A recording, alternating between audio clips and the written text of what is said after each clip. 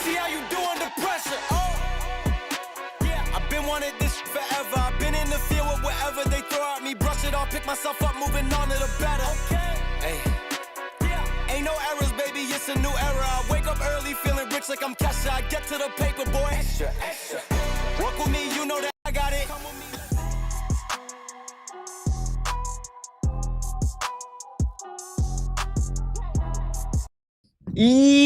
Yo, what's going on, everybody? Welcome in to another episode podcast to talk about our favorite team, the Arizona Cardinals. Huge shout out to the people that are currently in the chat. We got James, we got Dan, we got Jay, we got Five, we got Juan, John, Michael, Julio. What's up, y'all? Hopefully you guys, everybody's having a fantastic day. The Dork Shaman, I see you up there as well. Appreciate you guys for tuning in. Today, we are diving into what we talked a little bit about last night, but man, oh man, this is the storyline that's dominating headlines, and we're going to continue to talk about it. But not just that. We're going to put some positivity in the air, ladies and gentlemen. We're talking Combine as well. The NFL Combine is up and rolling. We're going to be talking about the best players the Arizona Cardinals should be taking as the number 3 overall pick. Now, for all you people out there that are diehards, right, Arizona Cardinal fans through and through, the NFL season doesn't stop, man. It does not stop. I've said this once and I'll say it again. The NFL does such a fantastic job with giving us coverage throughout the whole year. Like the only month of like dead, no NFL real news, probably I would say like June, maybe May a little bit. I mean, May you have the schedule drop, so that's cool. But even at the end of July, ladies and gentlemen, we're talking about training camp, right? So like every single month, man, you got something for the Arizona Cardinals and NFL football. So happy to be here with you guys, ladies and gentlemen. Welcome to the show. If you guys did not know, let's go ahead and start off the show with some breaking news. Not Cardinals breaking news, but news around the NFL, because general managers are currently in the same building, and Darren Muji and the New York Jets are making some moves. If you guys missed this earlier this morning, there was a trade that went down. All big national reporters reported it. Your Ian Rappaport, your Tom Pelissero, your Adam Schefter, saying this: the Titans, the New York Jets are sending Jermaine Johnson. So the Jets are sending Jermaine Johnson to the Tennessee Titans in exchange for defensive tackle Javondre Sweat, per ESPN sources. The trade cannot be processed until the start of the new league year in March, and that's going to be here in less than 2 weeks away. So we're in the thick of things, ladies and gentlemen. You blink your eyes, we're going to be in free agency. So yeah, if you think that there's no news to talk about, there is. Absolutely. So you got the Jets and the Titans making some moves. And then you got Monty Ossenfort sitting on his hands. Oh, yikes. Just kidding. Let's see what the Arizona Cardinals decide to do. Obviously, the big storyline surrounding the Arizona Cardinals is still and will continue to be what the Cardinals are going to be doing with Kyler Murray. And if you have Kyler Murray fatigue so far, just let me just say this. It's almost done. Let me just say it's almost done. The Cardinals are going to make their decision on what they're going to be doing probably within a little over 2 weeks, because what we're really kind of waiting for is not so much the start of free agency, although I, as a Cardinal fan, would love for this storyline to go away as fast as possible. Like, I don't really want to talk about this anymore. Like, I really don't. Like, it's kind of gotten to the point where I myself have Kyler Murray fatigue, right? Like, we know how this is all going to come down to. Like, but I was really hoping our general manager was going to be able to make these decisions and have some sort of plan. But guess what? I don't think he does, man. I really don't. I mean, hopefully he proves me wrong. But with what we've been hearing so far, it just kind of seems like the Arizona Cardinals are waiting for, I guess, a deal to be in place, or they're waiting for before the 5th day of the new league year to release him. I don't know. But what we know so far is an accumulation of a lot of different things that's transpired to bring us here to this level where we are at right now. The latest thing that we heard, it dropped last night. Now, if you guys were not in the night live stream, you probably are not filled with the information that's currently going on. Or if you don't follow me on all my other social platforms, You probably don't know, but I did release a short video on it, which got a lot of views. So I'm hoping everybody's caught up to date. But if you guys do not know, there was a article published yesterday by Fox Sports by Henry McKenna, basically saying that the Kyler Murray camp, yes, the camp that represents Kyler Murray, whether it's a sports agent, people that know Kyler, whoever the source is, right? People close to Kyler, they want the Arizona Cardinals to release him. They want the Arizona Cardinals to release Kyler Murray. Biggest reason as to why is because they get the option to choose the team that he goes to. Right now, the Cardinals have, I guess, the option. I mean, obviously, the choice it's been theirs from the end of the season. Why they haven't gotten done is beyond me. But they had the choice from the end of the season of 2025, now obviously heading to 2026 to potentially move off of Kyler. But because Monty Ossenfort came to the combine and potentially lied, potentially not, allegedly lied, we don't know about having good dialogue, right? Or having communication with Kyler Murray this offseason. And I know we all seen the report out there about Josh Weinfeld saying that one of his sources saying that no, there's been no communication back and forth. But the last thing that we know now is that a member of Kyler Murray's camp wants him to be released. Now, there is a lot of benefits for Kyler Murray to be released for him, not for the Cardinals organization, but for him, right? Obviously, he still has a lot of guaranteed salary coming his way, so it's kind of no sweat off his back, and he gets a choice to pick his own team, whether it's the Vikings, whether it's the Jets, which I don't know if anybody's going to truly choose the Jets, but if he wants to go there, he can go there. If the Falcons come calling, or if anybody else, right, any other team out there, if he becomes a free agent, he now becomes the biggest name out there outside of Malik Willis at the quarterback position. Now, right now, Malik Willis is dominating the headlines, saying that he's going to covet $30+ million a year if there is a team to want to get his services, right? If Kyler Murray's available, imagine what he would go for. And like I said, he's already getting paid guaranteed salary by the Arizona Cardinals. And the amount of dead money hit that we're going to endure if the Cardinals do decide to release him, even if it's a post-June designation, is going to be pretty darn brutal. It's going to be pretty darn brutal. Now, I know the debate back and forth because after I posted a couple different videos and even going through all the comments, there are some people out there, and I'm talking some Cardinal fans out there saying the Cardinals should play hardball. The Cardinals should absolutely play hardball, and either if they don't have a trade partner, just keep them. And I respect that. I respect the idea that you want Michael Bidwell to obviously stick to his guns, or Monty Ossenfort to stick to his guns and look for the perfect opportunity to land Kyler. But I think the circumstances are against Cardinal fans and the Cardinals organization. And the biggest reason why is if there was not a guaranteed salary next year at the fifth day of the new year, then I think it would be a much easier choice to say, okay, just keep him, bench him, right? Sit him behind so and so, right? But because I think Michael Bidwell, and let's be real, Michael Bidwell is a penny pincher and it's a family run business in the Arizona Cardinals. I don't see the Arizona Cardinals taking that approach. Now, if they do, kudos to Michael Bidwell and Monty Austin for obviously pulling that off. But I don't see a world where that happens because of the guaranteed salary that's going to be hitting next year in 2027. Now, of course, if this was a different owner, right? If we're living in a world where Matt Ishbia owned the Arizona Cardinals, he probably would sit him and say, "Oh no, what? We're not going to release him. No, heck no, we're not going to release him. You want him to give us draft capital back." If Matt Ishbia owned this team, then it would be a different situation. But I think right now, with the circumstances the Cardinals are living in, I don't think that there is an option to just sit him next year in 2027, right? And now, of course, you're going to pay him anyways. The amount of guaranteed salary is still going to hit his bank account by the Arizona Cardinals, which is really unfortunate. But we're not in a circumstance that we have an owner that is willing to eat close to $20 million in guaranteed salary next year at the fifth day of the new year. So that's the circumstance that we're living in right now. Now, we've talked about this before, which teams can be a play for Kyler Murray. Now, there should be a lot of teams that are in play for Kyler Murray. Now, whether you believe it or you don't believe it. Now, of course, you're going to be getting a lot more, what's the word? You're going to be getting a lot more intrigue if the Cardinals flat out release him. Now, yes, that benefits Kyler Murray, does not benefit the Arizona Cardinals to release him. But if that's truly the mode that the Cardinals end up doing, I almost promise you all these teams are going to come knocking. I almost promise you, all these teams are going to come knocking. The Jets, the Browns, for what it's worth. I know that they're still owing Deshaun Watson over there a lot of money, but the Browns are going to continue to do the Browns things, and they might just do it. I don't know. I'm just saying.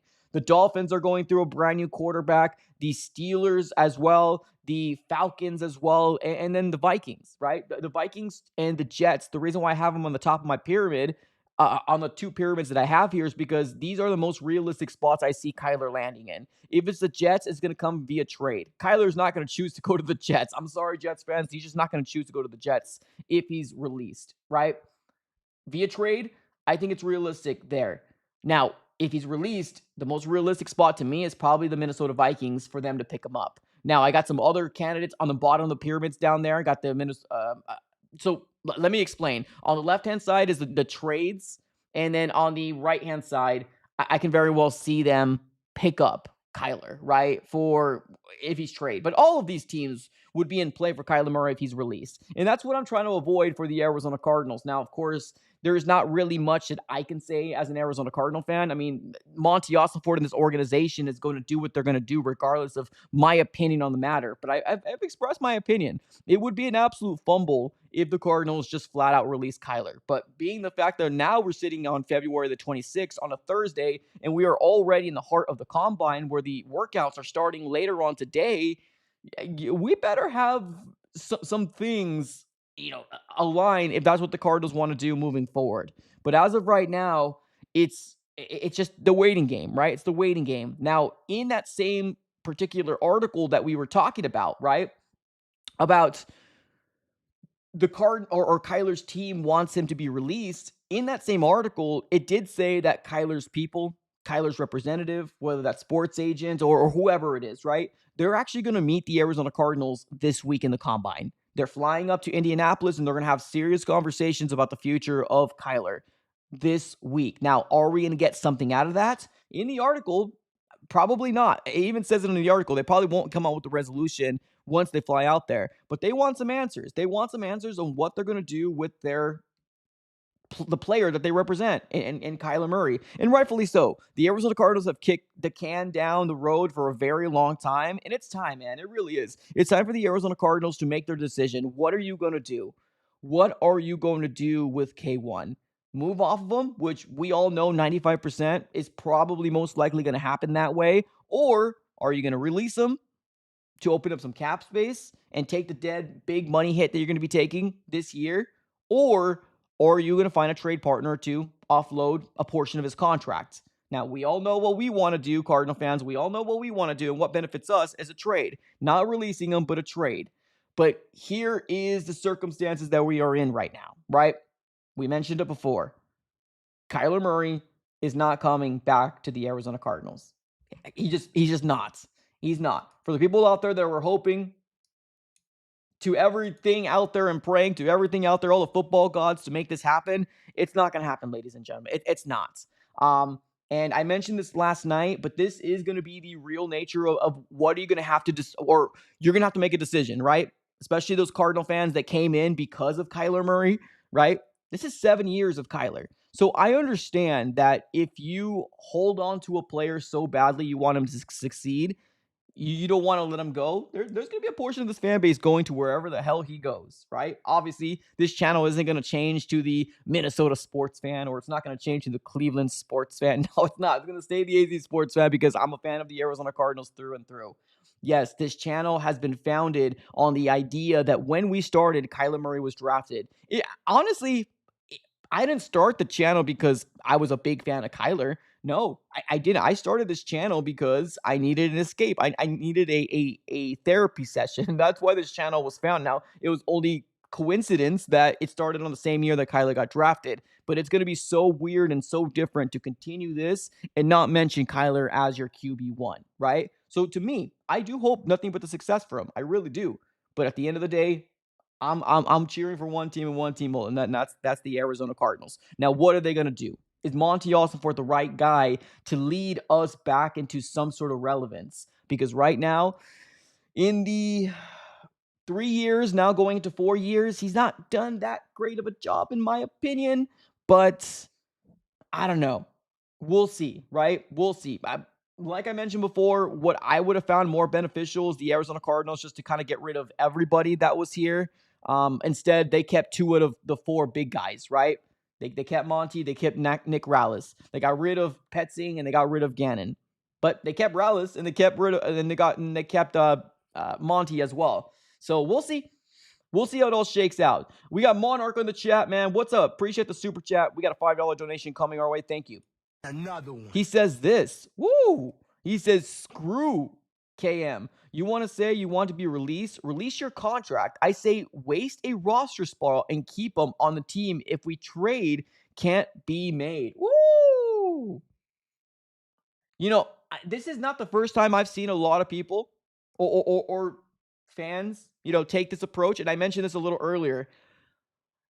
If the Cardinals were to do this, then I would give them the most generous golf clap than I can potentially do, right? I would absolutely, because this scenario, what you're listing out, which to me would take some real big gusto ball. I'm just gonna say it, balls. It will take some serious balls to do something like that. I don't know if Monty's gonna do that. I just look at him and I'm just like, man, you just look like I don't know if you know what. I don't even think you know what you're talking about sometimes. Like, you're just rambling sometimes. Like Monty Ossenfort, he just looks scared and timid every single time. I'm not sure if he can do that. And he's not the one making the calls, right? It's Bidwell. But if they seriously do this, I'll give them that golf clap. I just don't see a world where they do.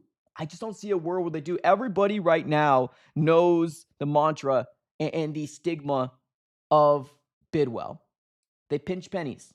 They're penny pinchers. I mean, I wouldn't be opposed to this. I wouldn't be opposed to it, right? I mean, you're already kind of paying them. You might as well keep them on the roster. The problem is that it's a lot of money that he's owed to ride the bench, which it could be. It can be a thing, right? It can be a thing, and he's guaranteed what, close to $20 million next year. And obviously that's nothing compared to what we're paying him this year. So I don't know. I mean, anything's on the table right now, but I'm kind of curious to figure out who feels this way in the chat. Like, do you guys feel like the Cardinals would be more beneficial just to keep him and ride out for that perfect trade offer? Does that come towards the NFL draft, or do we get it done by the 5th day of the new year? Right? A lot of question, man. A lot of question marks right now. But yes, great comment. This right there will take a lot of, there you go. John said it. Bollocks. This will take a lot of bollocks. That's more family friendly. That's more family friendly there. Yeah, I don't know if it could be done. I don't know if it could be done, but we'll see. We'll see. Kendrick's in the chat, says, honest question, can AZ convince Kyler to take a pay cut? Here's the thing. That's a great question, right? And honestly, I think the best person to answer this is Kyler, right? Obviously. But let me answer it in a way where I guess I will put my own best opinion on it. Any player will be willing to restructure a contract, right? To take a pay cut is different, right? I think if you ask Kyler, or if you asked Kyler before to restructure his deal, I think any player would say yes, because restructuring doesn't mean a pay cut, right? That means that you're just restructuring a deal. Most likely you're front loading more money to them. So they're saying, okay, I'm still getting mine, right? I'm just getting it more now as opposed to it's being split out. I don't think it's realistic to ask any player to take a pay cut. I mean, unless you're freaking Tom Brady, right? Tom Brady wanted to truly want to win. And that's probably the reason why he has, 7 rings now? Because he truly wanted to win. And he was married to a very, very, very, very wealthy wife at the time, right? So money really wasn't a big deal to him. So I don't know. I don't see Kyler Murray doing something like this. I really don't. And here's the thing, too. You benched Kyler, right? Kyler was just benched. So I don't even think Kyler Murray is going to come out here and be like, yeah, well, I got you, Cardinals organization. Nah, I think right now what Kyler's feeling is exactly what this picture is depicting right here. The picture that you're seeing right here is the feeling that Kyler Murray is feeling, right? I don't think so, man. I really don't. I could be wrong. I think his time in the desert is done. And I know there's some people that are really mad with me saying that every single time. But you gotta you got to address the elephant in the room right now. And the elephant in the room, and we're going to consistently talk about it from here on to when he's gone, is where Kyler's going. But I almost promise you, everybody, well, not everybody, I'm sorry, a good portion of the people that came at me for the Kyler Murray situation, they probably might find themselves new teams. They probably might find themselves a new team. So shout out to you guys. I mean, wherever you decide to go, I mean, obviously it's your guys' decision on who you decide to follow. But man, oh man, oh man, I ain't going anywhere. Kyler, make it easy, man. I just wished that this didn't come out. But I also don't blame Kyler Murray's camp either, right? I don't think the Cardinals handled this very well. I'm not going to come out here and say, oh, Kyler Murray, shame on you. We had a value for you and you ruined it. Your team ruined it. No, I blame the Cardinals as well. I think the Cardinals handled this poorly. The Cardinals should have handled this way better. And in my timeline, you would have got rid of Kyler last year, in my opinion, or came up with or some sort of way for you to have a world without Kyler. That's my timeline and what I would have liked the Cardinals to do. I think they fumbled it. So far, before even the release, they fumbled this slow, painful divorce that obviously nobody of the two wants each other. And right now, we're just staring at each other right now with no resolution. There's no resolution right now. The Cardinals failed this. So I don't blame Kyler Murray's camp for saying, release him. Release him. I don't blame them because the Cardinals have kicked the can way down the road and now they're here in the situation. Blame that on Monty, but blame that on Bidwell for thinking, even if it's a 1% chance that, hey, he might want to come back with us after all. He doesn't. He doesn't. And whoever's telling you that he does is straight up lying to you. He doesn't. Even when he got quote unquote soft benched or placed on IR, everybody saw through the tea leaves, including me. I'm a freaking podcaster and I knew that. Come on. You think these NFL people that run NFL teams don't know that? Come on now. Come on. Monarch in the chat again, doubling down with another one. Appreciate you, man. Another one. He says this, Cards got to pay him either way this year. Why allow him to do a vet minimum with a team of his choice if we have to release, trade, or bench him? I mean, I'm right there with you. I'm right there with you, Monarch. I don't think your idea is bad. Honestly, I like your idea. To be honest with you, you don't give a guy the ability to take the amount of money that is being taken from you. I like your idea. I really do. I just don't think that the Arizona Cardinals / Michael Bidwell would do it because of financial reasons. That's the only thing I'm saying. I like your idea. I really do. And I floated it in my head a couple different times as well. Why not just keep him? You're paying him anyways, right? It's just when you look at the trends of Michael Bidwell and Monty Ossenfort, I just don't see them doing it. That's the problem. But I like your idea, right? I like it. Because guess what? If Kyler Murray does get released, he will be a hot name out there. And even if he takes a vet minimum because the Arizona Cardinals are paying him a lot of money this year, you have at least 6 of these teams, or at least 3 of these teams that are going to go for his services. I almost promise you that at least 3 of these teams will be calling his sports agent if he's released and saying, okay, hey, what will it take to get him there? Now, obviously, I think he would choose the Vikings over every single one of these organizations. But yeah, I mean, definitely not a good feeling. Definitely not a good feeling as an Arizona Cardinal organization or as an Arizona Cardinal fan. But I blame the organization as well. I mean, I do. If I'm being straight up, I blame the organization. They should have done this better. They should have played this out way better than they did. And future reference, if I'm still doing this in 3 or 4 years from now, and I do come out with another take, just give me the grace of trying to be right in a year or 2 down the road, right? just give me the grace of trying to be right for the next 1 or 2 year down the road. Because last year, I even said multiple times, the Cardinals need to plan a world without Kyler. They need to.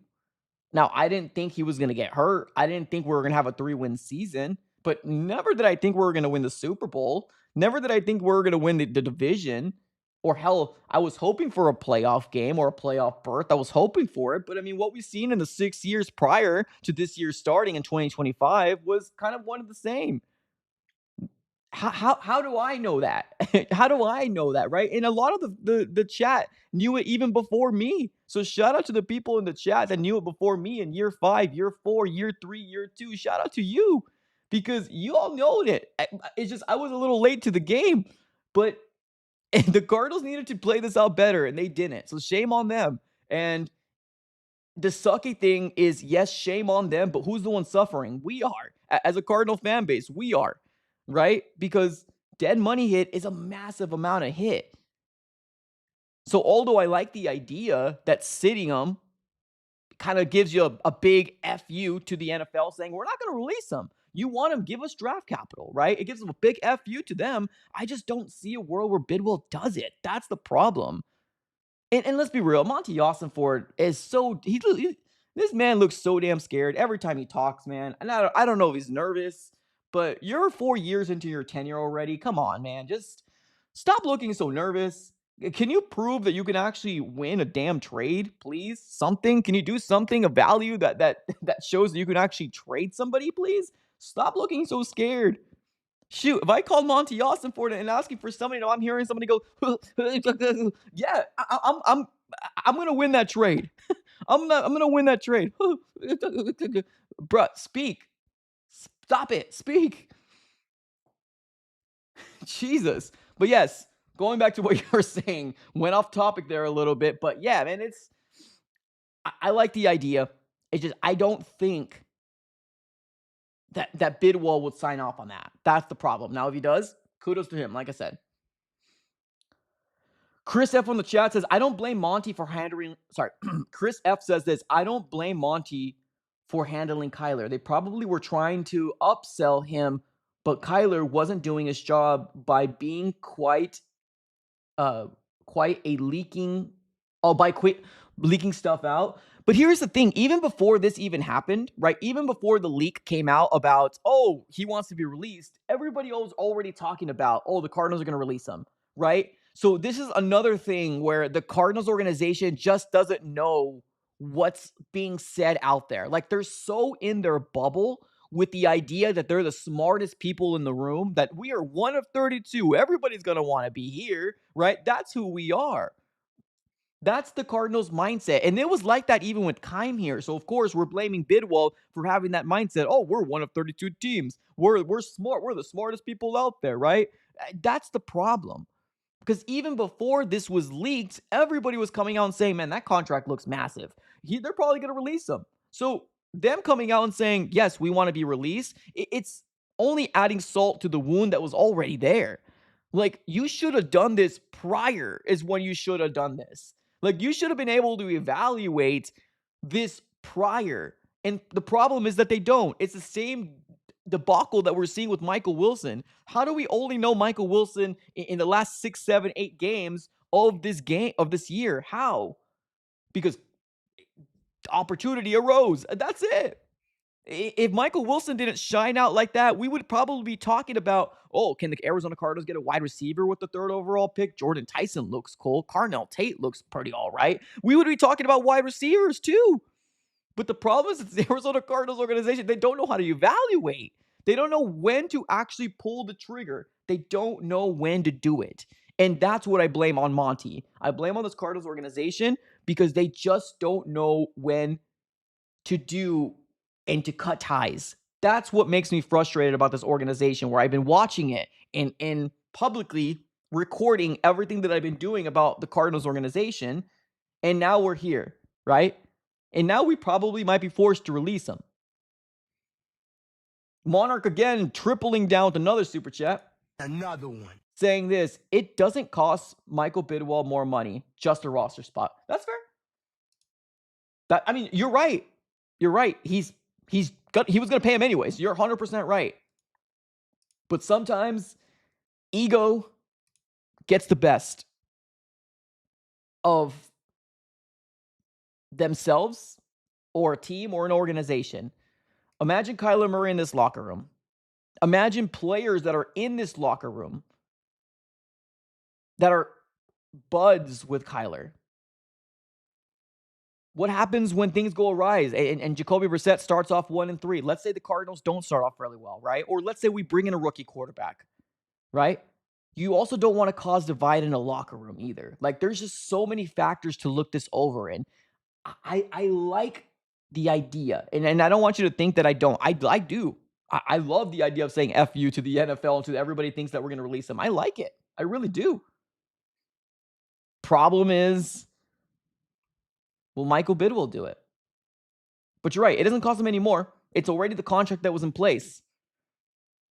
But also on the other side of the coin, the factor of the locker room is real. Let's say you do bring a rookie in there, right? Let's see if Kyler doesn't come in. Then that's more drama that people don't want to talk about. Oh, Kyler hasn't shown up. He must be really, really mad. I guess it doesn't matter if he's mad. He's still under contract and probably will actually void out his contract if he actually plays that game. So he probably won't, but locker room is the locker room, right? So it's tough, man. It's a very, very tough situation, but it could have been handled better, in my opinion, right? In my humble opinion. I'm not the end all be all. Everybody's got to their own rightful opinion, but sometimes in the NFL, you got to know when to cut ties and to when to strike. That's just what makes a general manager from a okay manager to good manager to damn, you're really good, right? So right now, Monty is he's all right. He's all good. I mean, he's all right. Won't call him the best general manager out there, but he's all right. He's all right. Uh, Austin in the chat says, "Bro didn't even really get hurt. He just gave up on the rest of the year." I mean, you can look at it that way. You can look at it that way, or you can look at it as Monty Ossenfort and Michael Bidwell made the decision, right? And we mentioned this before. We mentioned this about a month ago, right? And now people are starting to kind of come around to the idea that, hey, this might not have been Gannon after all. Yeah, Gannon was a puppet, right? Gannon was a puppet, and unfortunately, he was scapegoated out as well. Now, do I think he shouldn't have been the head coach? Yes, I do believe the Cardinals needed to cut ties with Gannon, so we did it. Cool, whatever, right?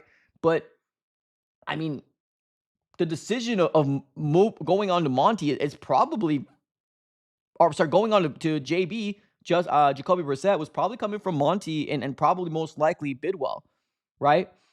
And of course, being the fact that you're a puppet and you haven't really proved very much, and you want to keep your job, and you want to keep the boss appeased, you're gonna do what he says. So you can look at it as he gave up, but the Cardinals didn't want him back on the field, man. The Cardinals did not want him back on the field. And I'm not saying JG because I don't think it was JG. I'm saying the Cardinals. I don't think the Cardinals wanted him back on the field. You saw a little bit what Jacoby Brissett can do with this offense, and I've said this earlier, and people were like, oh, man, Jacoby Brissett did better in running this offense. Let's be real. And that's with no run game. That's with the harder part of the schedule. And that's with an offensive line that couldn't protect him to save his life. Jacoby Brissett ran this better. And I've been saying it for since I seen him in the past 2 weeks. Now people are coming at me saying, "Oh, Jacoby Brissett only won one game." Ha ha ha. Well, Kyler Murray won 2 games out of 5, and he lost 3 games to the easiest part of our schedule. I mean, okay. And you beat the Panthers and you beat the Saints, and even then it was close. You lost to the Tennessee Titans. So it's one of those things where it is what it is, right? The Cardinals are here at 3rd overall pick. Jacoby only won 1 game versus the Cowboys, and it is what it is. Offense still ran better.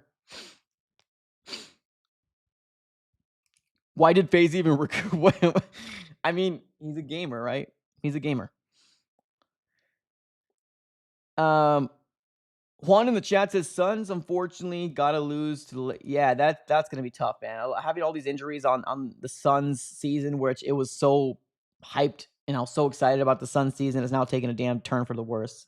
There's a reason. If for y'all people asking me, why don't I cover other teams in AZ, this is the reason why. I got to look off of my damn mental health. Imagine talking about the Cardinals, the Suns, and now the freaking D-backs going through their own injuries. Good God.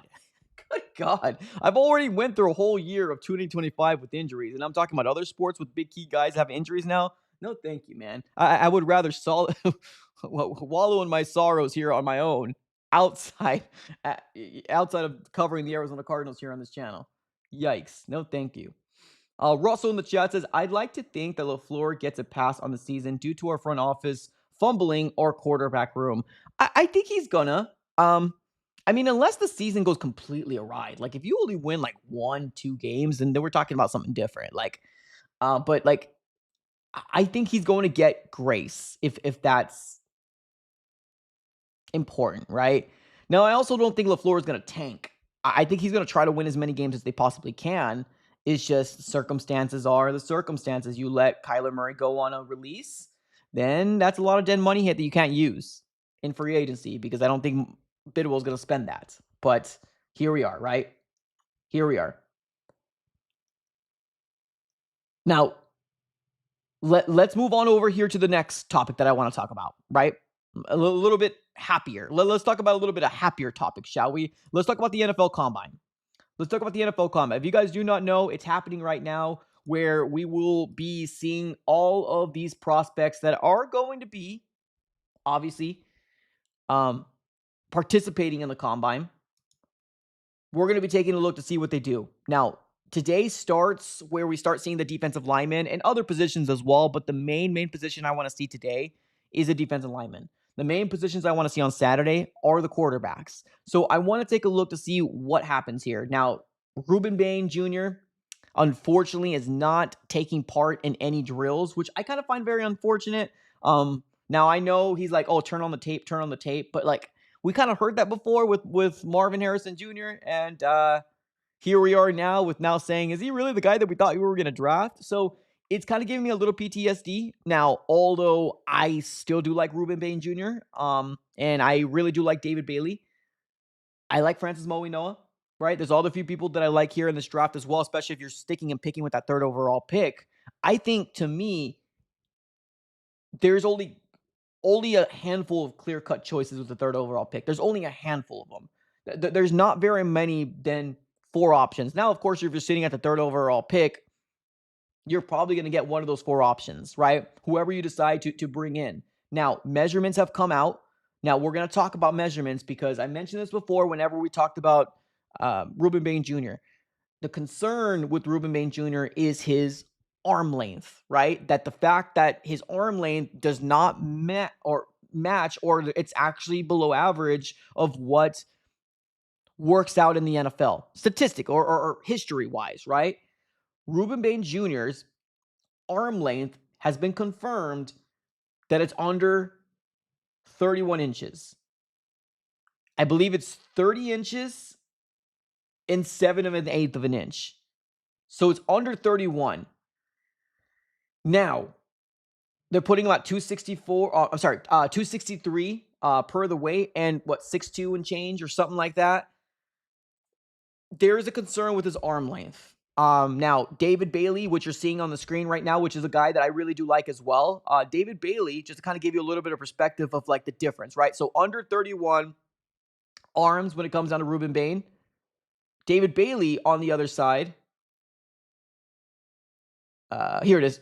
David Bailey is 33 and 3/4 of an inch. So he's in the respected arm length when it comes down to those guys that work out in the NFL. I'm a big fan of David Bailey myself. Looks more raw, but he's got the talent, man. He's young. I think he's the oldest out of the bunch, but even then, I think he's 22 years old, if I'm not mistaken. But I really do like David Bailey. I think he's going to be a really good player in the NFL. There's David Bailey. Arvell Reese also was measured today as well. Let me go ahead and get to the Arvell Reese. Arvell Reese is 32.5-inch arms, right? Compared to your Ruben Bain. Ruben Bain, under 31, which that is the biggest concern right now when it comes down. Can it translate into the NFL? Now, let's talk about the only clear-cut choices, right, for the Arizona Cardinals with the third overall pick. Now, I want to be very clear that very bottom one down there, the very bottom one, the reason why there's no number there is because I have a asterisk on it, right? Like if the Cardinals traded down, right? I want to be clear. But at three, there's only 4 choices you have to go. Now, if you're going to come out here and say, what about Spencer Fanu? No, no, not at 3. No, not at 3. Even putting Francis Moe-Noah here was a little bit hard for me to do, right? But there's only 4 choices for me. This is my opinion only, based on my opinion, that the Cardinals are going to go with the third overall pick. 1, David Bailey. 1, Ruben Bain Jr., regardless of the arm length. I still do think that he's a really, really good candidate to be the third overall pick. And the things that he was saying in the NFL Combine, like, when they were asking, Like, why are you so high on yourself? He called himself a monster, said he does nothing but eat, sleep, dream about football, right? All of the intangibles are out there saying that, hey, this kid could be a really good playmaker, right? And I've seen a few people coming out there kind of commenting on his hair. I mean, whatever, right? You want to make a joke about he didn't like clean up his fade? Okay, whatever, it is what it is. But this kid is a football player, right? Biggest knock on him is the arm length. That's it. But Ruben Bain Jr. is as advertised. Would I like to see him in the combine? I would, right? But he's not participating. But he is going to be doing things in the pro day. So I'll be keeping my eyes out for the pro day on what he does, which most likely will take place some more time in like either March or beginning of April, if I can remember correctly. Just depends on when Miami's pro day is going to be, right? So he's not participating, which sucks. But here we go. Next one, David Bailey. David Bailey, and here's the crazy thing too. People to me right now, the people that don't watch college football, and that's fine. You don't have to. You don't have to watch college football. I don't watch college football like that. I'm gonna be real. I don't watch it every single Saturday when I'm saying, no, of course, I got a family. We got to go out and do things, right? I'm not a single guy. I have a family that we got to do things, right? So I don't sit and watch college football every Saturday. I don't. But David Bailey, when I did see him, and then when I look back in the tape, he looks really good. He looks really, really good. Explosive off the line, plays violence. Like I said, he looks a little bit more raw compared to a Ruben Bain, where he's got all these moves on him. But David Bailey's got a real nasty spin move. I want to add that as well. Ruben Bain's got more of that bend, right? The explosive off the line, but also got that real nice bend.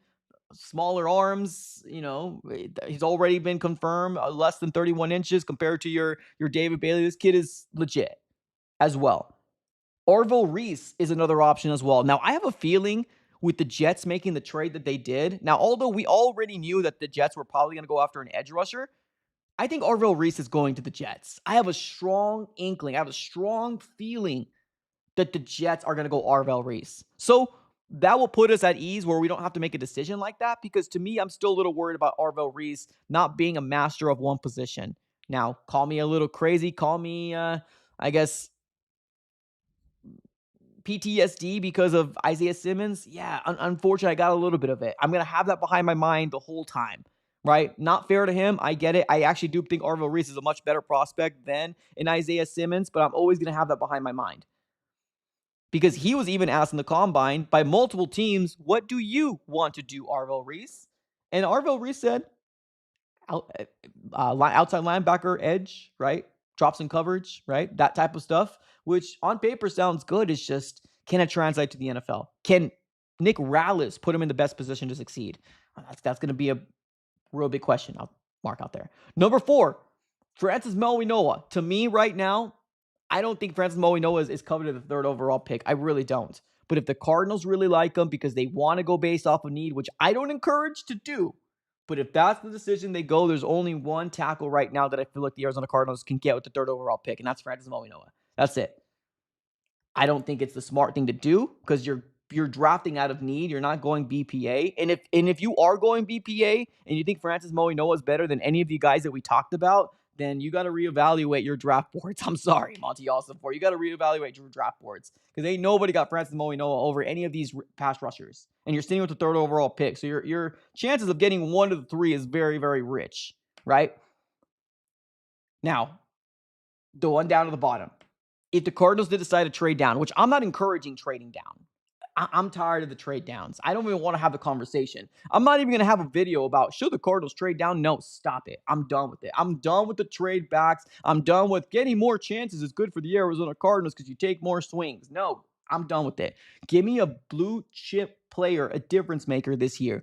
BPA, give me a guy that's going to be a Pro Bowler in the next year or two, and it's going to show us that we got a guy in that position and we're set for the next 3 or 4 or 5 years. That's what I'm looking for this year. I'm not looking for a shoulda, coulda, woulda. He's a top 10, top 5, top 15. No. Give me a guy that's going to be at the best of his position in the next 3 or 4 years from now, but he's got trends to get there in the first 1 or 2 years. That's what I'm looking for this year. But I wanted to add this on here. I think Jeremiah Love is probably one of the best prospects you can get in this year's draft, bar none. One of the best prospects.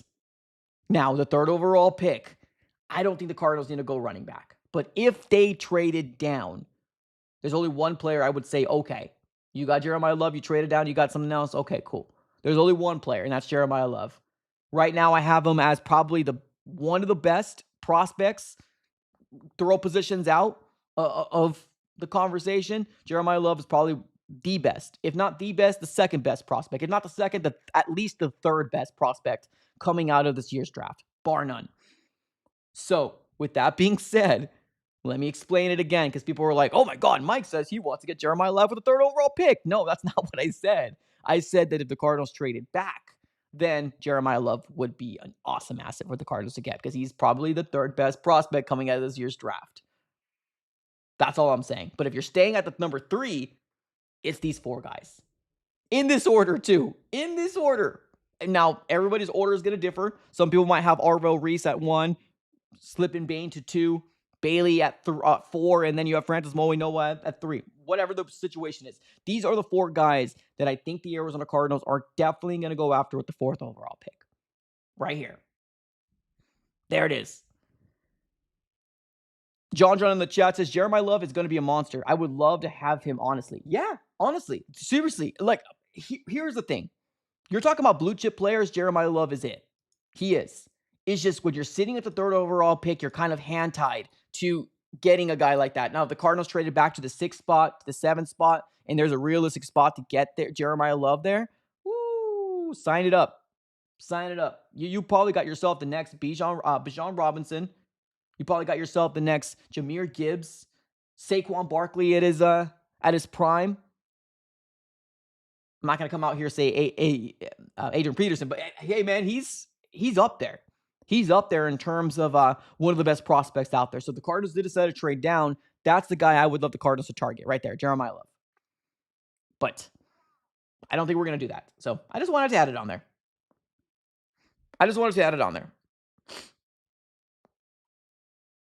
Russell in the chat says, Monty is colorblind, bro. He can't see blue chip because he's got purple and green. Oh, my goodness gracious. That's funny. Sheesh. Right, that's true. Javi, what's up, man? He says that as AZ sports fans, sometimes going on need is good. We did best player available last year, Marvin Harrison Jr. How did that work out for us? I mean, touche. I think everybody in the NFL was as shocked as we were when it came down to the development of MHJ. I think everybody in the NFL was as shocked as we were that he was not the guy we thought we were going to get. Now, this year with LaFleur, we're hoping for a lot of big expectations for Marvin Harrison Jr., no doubt. Stay healthy for number one thing. These contested catches, right? These physical balls, not having balls hit your hand and dropping it. These things are going to be very, very heavily weighted on him, bar none. But just because the Cardinals did that, it's still not going to take me away from what everybody should be doing at the top. Now, quarterbacks are different, right? When you're talking about quarterbacks, because if you say to yourself, is Fernando Mendoza the best prospect? No, he's not. But quarterbacks, you get that leeway because quarterbacks are coveted, right? So Fernando Mendoza going to the Raiders. You got the Jets most likely going edge as well. So they'll probably go Arvell Reese. They'll go Bailey. They go Bain. So who does that leave the Arizona Cardinals? Any of the other guys. So although you're right, it doesn't seem like it worked out for us very much, but I could probably bring up more examples that it worked out for other teams. Well, than us. I mean, sometimes evaluation is important, right? Like my BPA is different from Monty's BPA. I mean, obviously, right? Because my BPA would have been Will Anderson Jr.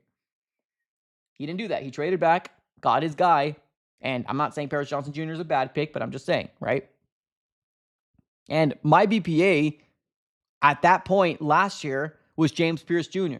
They got Walter Nolan. And if Walter Nolan stays healthy, he could be a really good player. And guess what? James Pierce Jr. might not be in the NFL for very long. Who knows, right? I don't know. Allegedly, all these things are happening off the field. I could have taken a hit on that one. And I would have been like, yikes. Yeah, clean it up there, JPJ, because, yeah, you're making me look bad there. You're making me look bad. So, yeah, I would have missed not the fact that he's a good player, but all the off-the-field stuff can make if everything kind of shakes out to maybe that he was, because obviously right now it's allegedly. So, I don't know, man.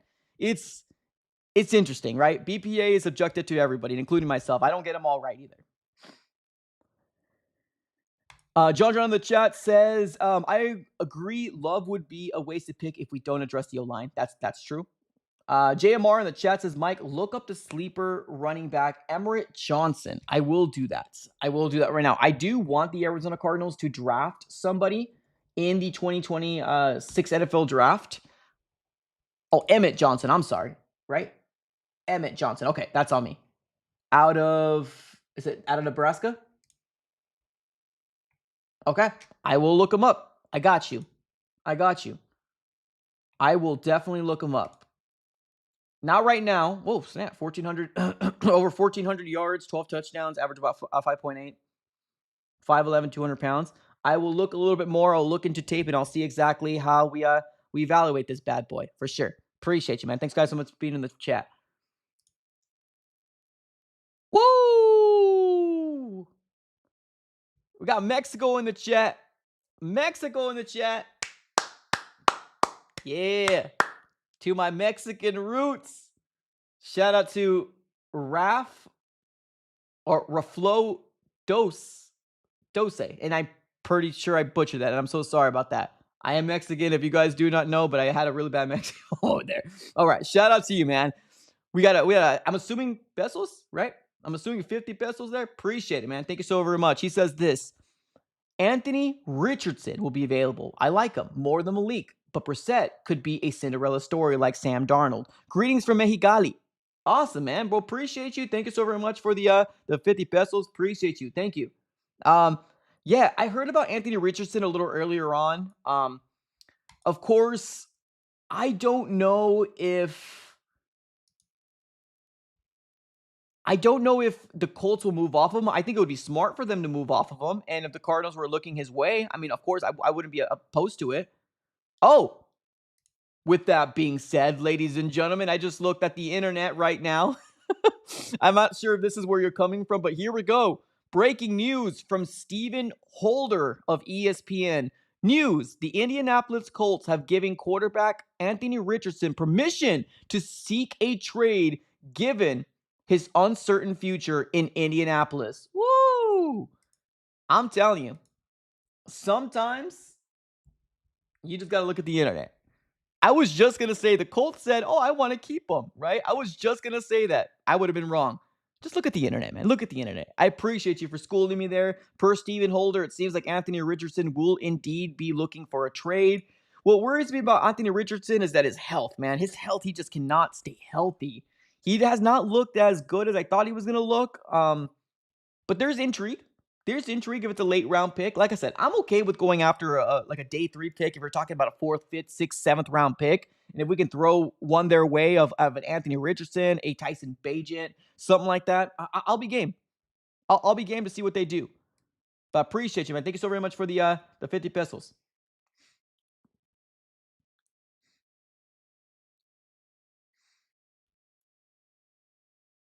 Let's see here. We're having people talking about baddies in the chat. Man, stop it. Shame. Shame. Shame. It's a family channel, ladies. Stop talking about baddies here in the chat, ladies and gentlemen. Come on now. All right, let's keep the chat going. Sheesh. Sheesh, oh sheesh, oh sheesh. All right, let's keep it going here. Oh man, we got Juan even added again. Yikes. All right, let's keep it going. Y'all nuts. All right, let's go with the certified pool boy. Love it. All right. That's so weird to hear. That's my name. Emmett. Cool. Awesome. Yeah, Emmett. I just heard of him right now. I was going to call him Emmerich the first time I saw him. No, but it's Emmett Johnson. I will definitely look him up. I will look at some tape. And if he's a late round pick, or maybe like a 3 pick, and the Cardinals are in need of a running back, hey, I'm game. I'm game.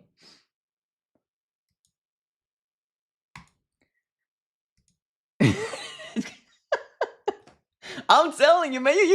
I'm telling you, we're over here trying to be like a football channel. You guys are tripping over here, man. Jeez. Okay, let's go with RC3. Let's bring it back. RC3 over here, man. Bring us back. Bring us back, RC3. Sheesh. RC3 in the chat says, I'm still waiting for Patrick Queen to be released. I am too. Austin says, sorry, I might be down bad right now. Oh, dang. Oh my goodness. Well, shout out to you, Austin. No worries, man. You derailed the chat real quick though. You derailed the chat real quick. But I am waiting for Patrick Queen to be released as well. Let me see if there's any updates on Patrick Queen. Keeping this a family channel here, as we all love to say on the channel. Whew. Over here, over here, tearing up. I haven't seen anything yet from Patrick Queen, but I'll definitely keep my eyes on. I definitely know that he's a guy that you have mentioned before, RC3. I'll be keeping my eye on what happens there.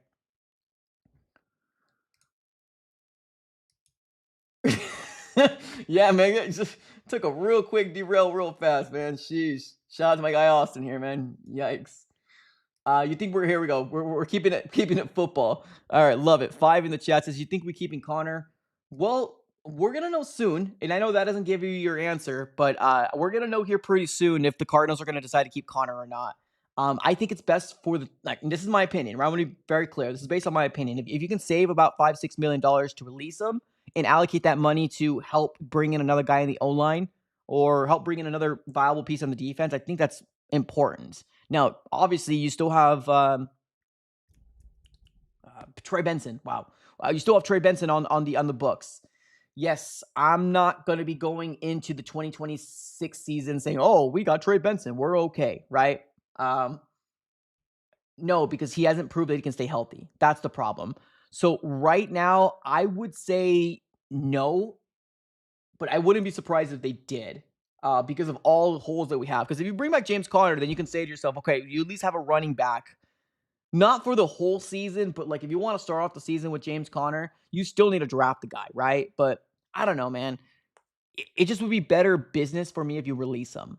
Save some money there and allocate the money somewhere else. 5 in the chat says keep James Conner. That's fair.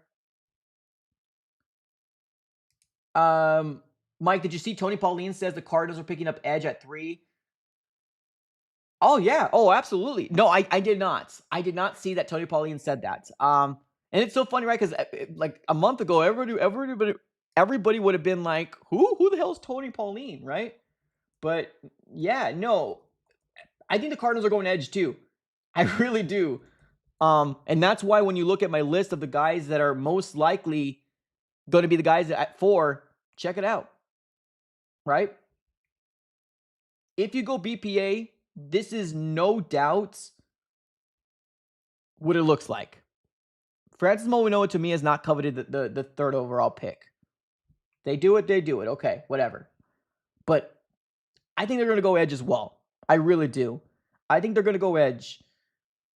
Hearing what Bain said, Ruben Bain Jr. said about his interview, it feels like it's written in the stars. David Bailey has also met with the Cardinals. Arvell Reese has also met with the Cardinals. It's kind of telling you something right there that all the edge rushers already have met with them. Now, I'm pretty sure it's going to come out that Francis Mourinho spoke with the Cardinals, right? Because they have a lot of interviews. So, but yeah, I think that's going to be the route as well. And as far as the tackle goes, I need to do a little bit more research into the tackle of ASU, but I know there's a lot of people that really would like him out of ASU. So, we'll see. We'll see. RC3 in the chat says Trey Benson's hospital. Man, unfortunately, man, he's been in, it's just too much injuries, man. And in the moment he got his opportunity right behind him, it's brutal, man. It's really, really brutal. But yeah, I agree. I think edge rusher is definitely going to be the way. Now, to me, let me ask you guys this, and then we'll end the stream. But let me ask you guys this. Who do you think is more realistically to get traded? Who do you think is going to be more realistically to get traded? Hear me out first. Tua or Kyler? Who do you think is the most realistic guy to get traded out of the two? Tua or Kyler? I think it's a no-brainer. I think it's Kyler, right? Now we're probably not going to get traded, but I feel like he's more realistic to get traded than Tua. I think Tua's going to get released here pretty soon. And by pretty soon, I mean probably within the next month or so. Hell, maybe even the next week or two. I think Kyler's more movable than a said Tua Tagovailoa. But We'll see. Oh, JMR said Tua. Okay. Juan in the chat says Kyler. Tua said Tua. Oh, Tua because he's more humble. Pete says Kyler. Huh. I wasn't expecting a lot of Tuas in the chat. I really wasn't. Okay. Well, with that being said, ladies and gentlemen, welcome. And I appreciate you guys for being here in the chat. One thing I will say right now is probably this is one of the fun ones, especially how it got a little derailed a little later on in the stream, but I get it. When you're speaking ball for an hour, sometimes you got to take a little bit of a sidetrack. I don't blame y'all one bit. With that being said, ladies and gentlemen, we're going to be closing up shop. Today, we addressed the Kyler Murray drama and kept you up to date with all things Kyler. We also talked about the NFL draft, the combine, and what was said, measurements, all that different stuff.